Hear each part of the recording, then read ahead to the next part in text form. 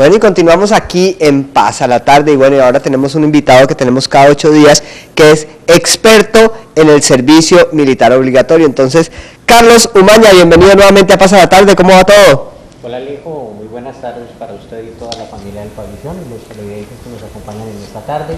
Claro que sí, hoy vamos a continuar con esos tips y esas teleasesorías que hemos venido brindando en lo que corresponde al servicio militar obligatorio. Bueno, al servicio militar obligatorio. Hoy vamos a hablar de la cuota de compensación militar y específicamente la tarjeta de reservista. Bueno, muchas veces nos dicen a nosotros, ¿usted es reservista? ¿De qué línea? ¿De la primera línea? ¿De la segunda línea? ¿Qué es reservista? Entonces, precisamente hoy vamos a aclarar con Carlos qué es reservista, quién es reservista y bueno, y qué es esto de la cuota de compensación militar, que también muchos no saben. Entonces, empecemos por ahí. ¿Qué es reservista? Muy bien, Alejo. Ya en las ocasiones anteriores hemos venido hablando cómo se define la situación militar, y cuando tenemos un joven que ya no se lo pueden llevar a prestar servicio militar obligatorio, pues ¿cuál es el paso que debe dar? ¿Le regalan la libreta militar? No, pues ya quisiéramos que nos regalaran la libreta militar, pero desafortunadamente no es así.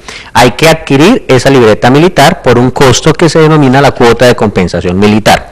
Cuando ya adquirimos la libreta militar, bien sea comprándola o bien sea yendo a prestar el servicio militar obligatorio, recibimos el título de reservistas. De primera clase, si yo fui a prestar el servicio militar obligatorio, o de segunda clase, si adquirí mi libreta militar comprándola. Recordemos, los que en efecto ya surtieron todo el proceso y les dijeron, no, usted no sirve, no nos lo vamos a llevar, entonces el paso siguiente es que adquieran esa libreta militar pagando una cuota de compensación, que es la que está contemplada en la ley, y que es lo que vamos a hablar hoy, va a ser el eje de nuestra tarde, porque es que es lo que más dolores de cabeza causa. ¿Qué dice la ley?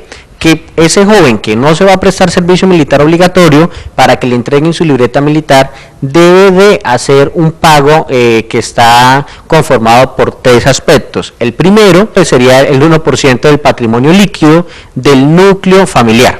¿Qué es el patrimonio líquido? Es todo lo que tiene o todo lo que tenga el papá, la mamá y el joven. Ellos tres son el núcleo familiar. El 1% entonces sería todo el 1% de todo lo que ellos tengan. Entonces de una vez vamos tomando el ejemplo. Hagamos, exacto, sí. Por ejemplo, solamente tienen una casa. Exacto, supongamos que es una casa, una vivienda de interés social de 30 millones de pesos. Ese es el patrimonio líquido del núcleo familiar. ¿Cuánto sería el 1% de ese patrimonio líquido? 300.000 pesos. Ya en este momento llevamos 300.000 pesos. A eso se le suma el 60% de los ingresos mensuales de ese núcleo familiar. Es decir, el 60% de lo que se gane al mes la mamá, el papá y el muchacho. Entonces, pongamos el ejemplo de que entre los tres solo se ganan 1 millón de pesos, porque los tres trabajan. El papá tiene un salario mínimo, la mamá cose y se gana alguito, y el muchacho trabaja, no sé, algo de cada 8 días, y entre los tres se ganan 1 millón de pesos. ¿Cuánto sería ese 60%? 600.000 pesos. Hasta ahí ya vamos con 900.000 pesos de deuda que tiene el muchacho. Y por último, el aspecto pues el primordial, el que en todos los casos siempre está, que es el 15% del salario mínimo. Este 15% del salario mínimo corresponde al verdadero costo de la libreta militar. Eso es lo que vale hacer una libreta militar en Colombia. En este momento sería algo así como 89.000 pesos. Entonces, a ese joven que hablamos que tiene una casa que es una casa que no supera los 30 millones, o sea, perfectamente puede estar en estrato 1 o 2, que entre el papá, la mamá y él, los tres se ganan 1 millón de pesos, que pues si nos vamos a mirar a la economía actual, pues no es mucho, porque ni siquiera se están ganando 2 salarios mínimos entre los tres. ¿Por cuánto le saldría la libreta militar? Le saldría por 989.000 pesos, es decir, casi 1 millón de pesos. Ahí es donde viene la pregunta del millón. ¿Y será que este joven o esa familia sí tendrán ese 1 millón de pesos para pagar la libreta militar? ¿Usted qué cree, Alejo? Esa es la gran pregunta, y a eso voy yo. De pronto hay plazos, porque es que es lo que ganaría en un mes, o sea, se quedarían un mes sin comer de pronto y sin pagar servicios para poder pagar esa libreta militar. Muy seguramente hasta la cuota de la casa o el arriendo de la casa, ¿no? Entonces, sí, hay unos plazos que la ley ha permitido.